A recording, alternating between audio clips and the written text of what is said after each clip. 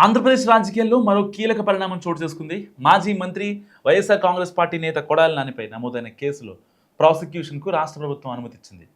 పంచాయతీ ఎన్నికల సమయంలో అప్పటి రాష్ట్ర ఎన్నికల కమిషనర్ నిమ్మగడ్డ రమేష్ కుమార్, అప్పటి ప్రతిపక్ష నేత చంద్రబాబు నాయుడుపై కొడాలి నాని చేసిన వ్యాఖ్యల వ్యవహారంలో ఈ నిర్ణయం తీసుకుంది. ప్రభుత్వం తీసుకున్న ఈ నిర్ణయం రాష్ట్ర రాజకీయాల్లో చర్చనీయాంశంగా మారింది. ఒకవైపు ఇది ఎన్నికల నిబంధనల అమలులో భాగమని అధికార వర్గాలు చెబుతుండగా, మరోవైపు రాజకీయ కక్ష సాధింపులో భాగమేనని విమర్శలు కూడా వస్తున్నాయి. సో 2021లో రాష్ట్రంలో జరిగిన పంచాయతీ ఎన్నికల సమయంలో కొడాలి నాని చేసిన వ్యాఖ్యలు తీవ్ర రాజకీయ దుమారం రేపాయి.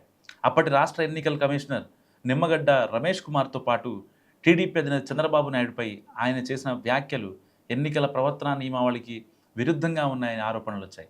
ఈ అంశాన్ని రాష్ట్ర ఎన్నికల సంఘం సీరియస్గా తీసుకుంది.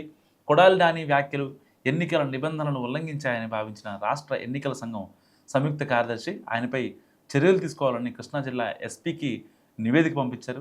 ఆ నివేదిక ఆధారంగా పోలీసులు 2021లోనే స్థానిక న్యాయస్థానం అనుమతి తీసుకొని కేసు నమోదు చేశారు.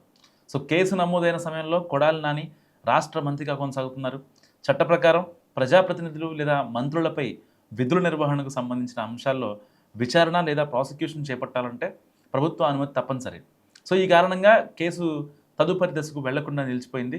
తాజాగా కృష్ణా జిల్లా కలెక్టర్ పంపిన నివేదికను పరిశీలించిన రాష్ట్ర ప్రభుత్వం కొడాలి నానిపై ప్రాసిక్యూషన్ కొనసాగించేందుకు అనుమతి మంజూరు చేసింది. ఈ మేరకు హోంశాఖ ముఖ్య కార్యదర్శి కుమార్ విశ్వజిత్ అధికారికంగా ఆమోదం తెలిపారు. దీంతో కొడాలి నానిపై నమోదైన కేసులో న్యాయపరమైన ప్రక్రియలు మరింత వేగంగా ముందుకు సాగే అవకాశం